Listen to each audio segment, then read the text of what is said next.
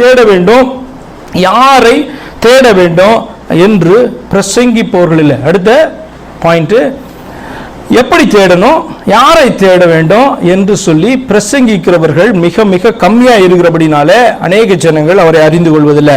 சபையினுடைய கடமை கர்த்தராகிய இயேசு கிறிஸ்துவை அறிமுகப்படுத்துவது மட்டுமல்ல, அவரை மட்டுமே அறிவித்து கற்றுக் கொடுப்பது, தேட சொல்லி உற்சாகப்படுத்துவது, சொல்லிக் கொடுக்கிறது பார்த்தீங்கன்னா சபையினுடைய கடமையாய் காணப்படுகிறது.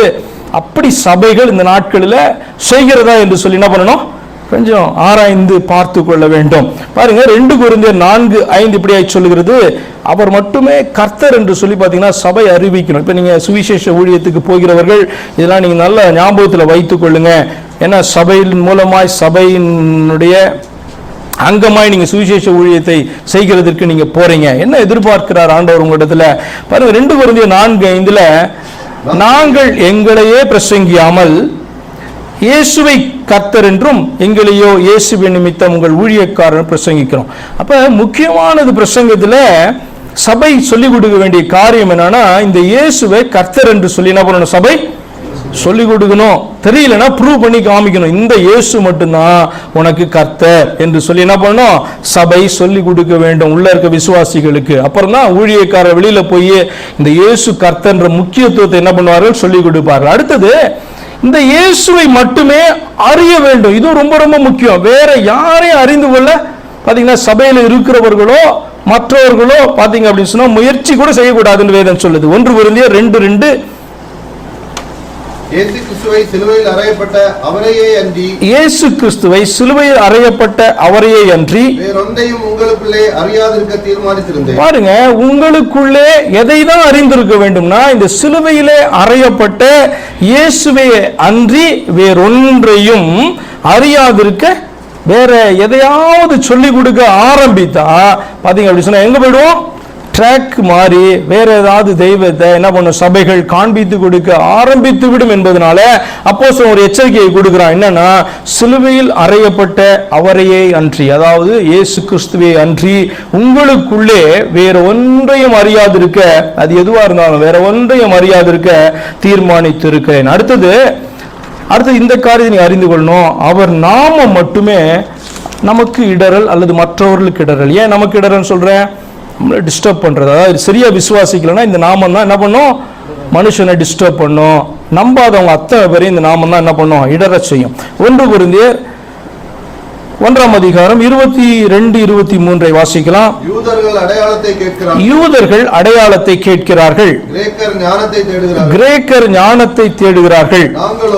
சிலுவையில் அறையப்பட்ட கிறிஸ்துவை பிரசங்கிக்கிறோம். அவர் யூதருக்கு இடரலாயும் கிரேக்கருக்கு பைத்தியமாயும் இருக்கிறாங்க. கவனித்துக் கொள்ளுங்க, இந்த இயேசு கிறிஸ்து யூதருக்கு இடரலும் கிரேக்கருக்கு பைத்தியமாய் காணப்படுறார். வேற யாருமே கிடையாது. என்ன, யூதருக்கு கர்த்தர் என்று சொல்லப்படுகிறவர், யெகோவா என்று சொல்லப்படுகிறவர், தேவன் என்று சொல்லப்படுகிறவர், ஆபிரகாமின் தேவன் என்று சொல்லப்படுகிறவர், அவருடைய சிருஷ்டிகர் என்று சொல்லப்படுகிறவர், அவர்களுக்கு இடரல் இல்லை.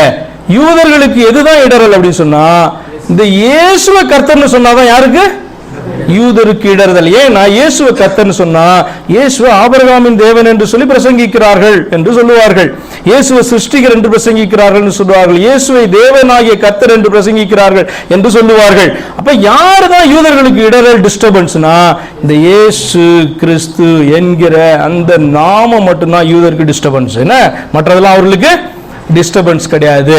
அதே மாதிரி பாத்தீங்கன்னா இந்த கிரேக்கர்களுக்கு பாத்தீங்கன்னா இவர் தான் பைத்தியம்.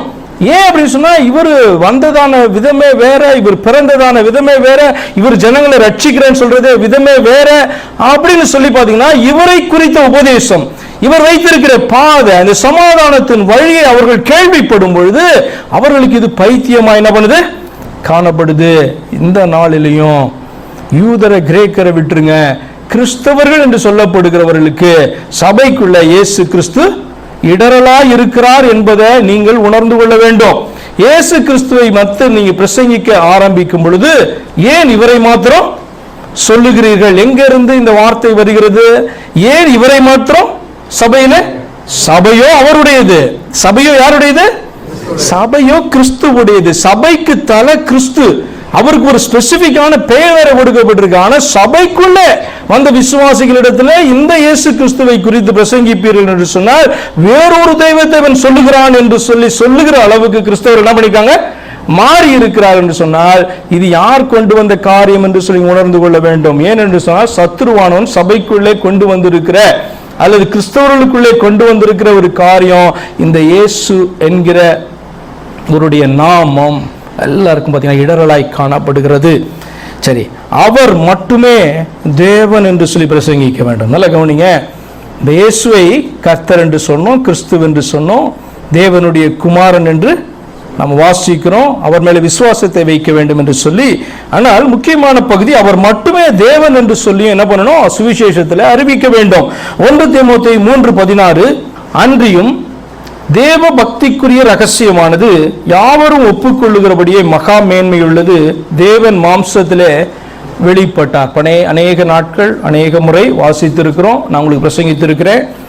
ஆவியிலே நீதியுள்ளவர் என்று விளங்கப்பட்டார், தேவதூதர்களால் காணப்பட்டார், புற ஜாதிகளிடத்தில். அப்ப என்னதான் போய் நீங்க பிரசங்கிக்கணும்னா தேவன் மாம்சத்துல இந்த இயேசு என்பது யார் அப்படின்னு சொல்லி நீங்க பிரசங்கிக்கணும்னா தேவன், நாம் ஆராதித்துக் கொண்டிருக்கிற தேவன். ஏன்னா தேவன்றவர் ஒருவர் மட்டும்தான், வேற யாரையும் தேவனே சொல்ல முடியாது. நம்மளை சிருஷ்டித்த பிதாவை மட்டுமே சொல்லுகிற வார்த்தை தேவன் என்று சொல்லப்படுகிற கிறிஸ்தவ தேவன்னா நம்முடைய பிதாவை குறிக்குது. ஆனா இந்த இடத்துல வசனம் சொல்லுகிறது தேவன் மாம்சத்தில் வெளிப்பட்டார். அதை போய் நீ என்ன பண்ணணும், புறஜாதிகள்கிட்ட.